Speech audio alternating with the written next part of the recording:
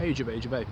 So yeah, it's not the best. It feels a million miles away from all my usual YouTube videos where I'm walking about with my shades on by the river. This is not that video, and that seems appropriate. I'm going to talk about Game of Thrones from last night, because let's talk about it, man. That was big. They've really hit the ground running now, man. First the episode's kind of slow. Last episode built up a lot of momentum with some storylines, ended well. This episode building on those. I'm not going to recap the whole episode. I'm just going to talk about the bits that I liked, bits that I thought were great. So Cersei, right at the start, goes to the High Sparrow and decides to give this guy more power. She was like, okay, whoa, the crown needs the faith.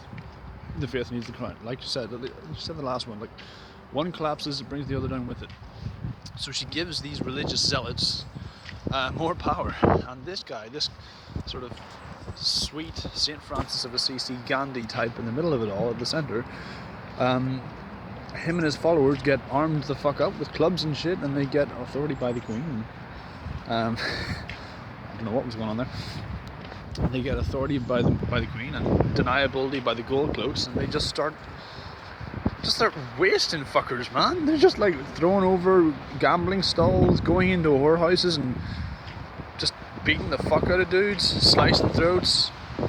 Just, oh man, and it culminates with them, Lancel Lannister and the rest of them. And they've got these fucking weird brands that like on their foreheads, like a 7-pointed star, and you're like, fuck man, these guys are hardcore. And they corner Loras Tyrell for like being gay. It was like, you have committed sins. And it was like, who the hell do you think you are? Justice.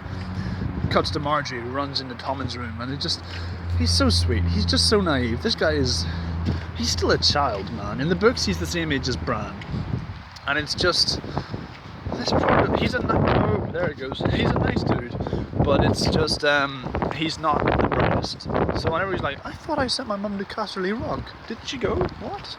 I'll get your brother right. I'll go talk to you guys. And he does. He bombs it. Poor guy. Yeah. Cersei outwits him because she's smart and he's not. Marjorie doesn't get too mad at him because she's like, the kid's an idiot. What do you want me to do? What am I supposed to do? I should have seen this coming.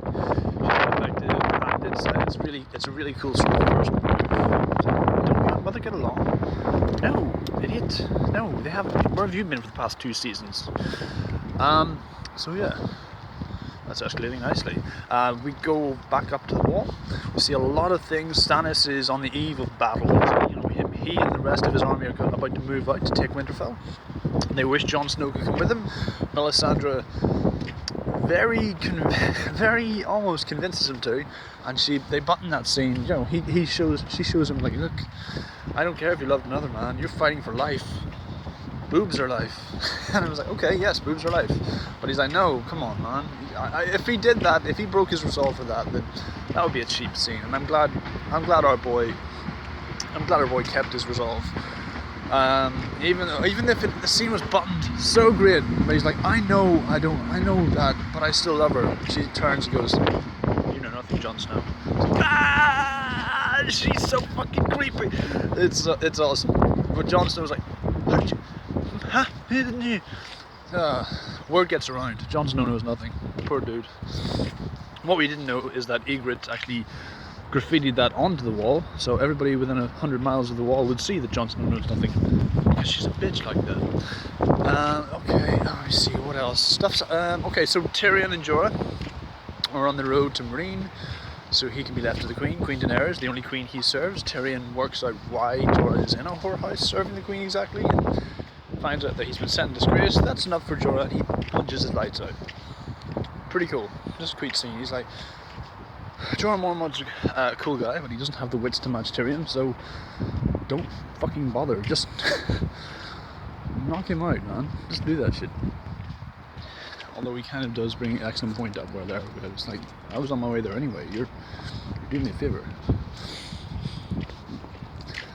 Secondly, let me see. Okay, so let me wrap things up here. No Arya this week, little bit of Sansa Stark, but most importantly, not most importantly, we get to see Barristan Selmy kick ass for the first time in seasons.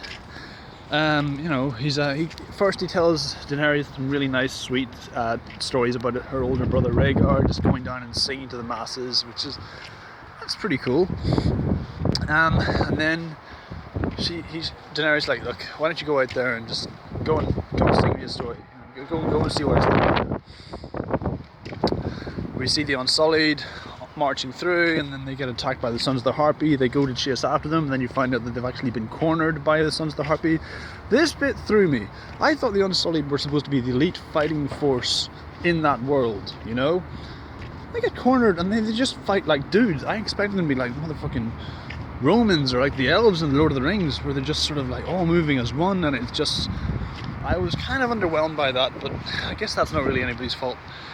They get cornered, and it's a dramatic fight. It's a really cool sort of gritty fight in the alley. Grey Worm gets his helmet knocked off, so immediately there's a recognizable character in there. We know the stakes, and we're like, fuck. Not only does that happen, but Barristan Selmy hears the fight and he comes running, and again the stakes get higher. We're like, nah.